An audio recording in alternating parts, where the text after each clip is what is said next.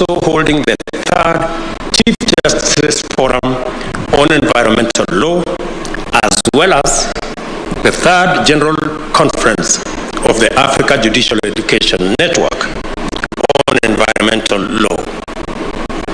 Thank you for doing it now and hosting them here in Kenya. We are deeply honored to be your hosts, and I hope that we have lived up to your reputation to our reputation of legendary hospitality, magical attraction, and delightful experiences. Critically, this event demonstrates beyond any doubt that our judiciaries have come of age. We cannot take this development for granted because our judiciaries will determine whether Africa's institutions exist and are ready to handle the immense mandate that a green future entails for all of us and for the world. Claims, disputes, standards, rights, and responsibilities related to the use of land and natural resources, the institutional framework for financing climate change, carbon trading and exchanges, and transition management frameworks are only some of the areas in which our judiciaries are going to be involved. They must, therefore, pronounce themselves in a manner consistent with the values and aspirations of a continent on the rise. Greening our judiciaries will be inevitably multi-sectoral and interdisciplinary.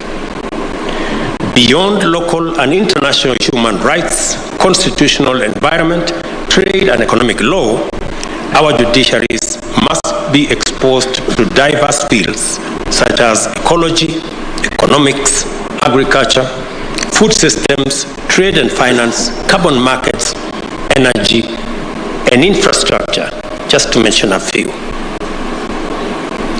To fully play your part in arbitrating and auditing Africa's aspirations to lead a new industrial revolution, our judiciaries will have to collaborate across the length and breadth of our continent, engage with diverse knowledge domains, and interact with numerous sectors.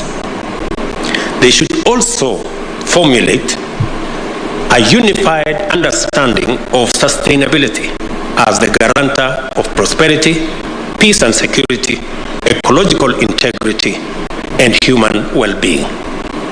Your decisions will matter a great deal. They will shape climate governance and enhance environmental justice by promoting accountability for environmental harm and facilitating collective action by all stakeholders. A few days ago, the UN General Assembly passed a resolution that the International Court of Justice renders an opinion obligating the world's biggest emitters to take responsibility for their actions. I equally challenge our judiciary to be creative and imaginative and develop jurisprudence that will enhance climate action based on the polluter pays principle.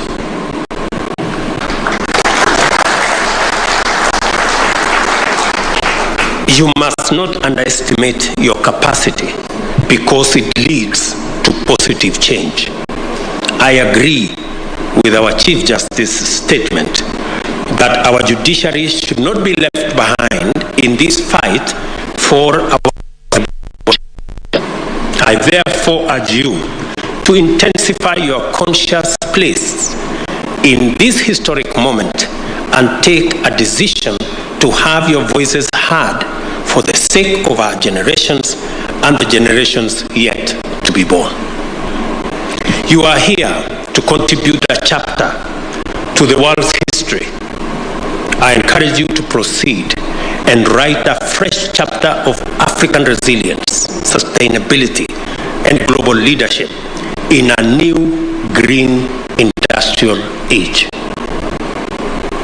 Together with the rest of Africa, I look forward to receiving a positive report about your robust engagements and fruitful deliberations. It is now my pleasure to declare the third regional symposium on green judiciaries in Africa formally opened. Thank you very much. God bless you, and God bless our great continent. Asante sana.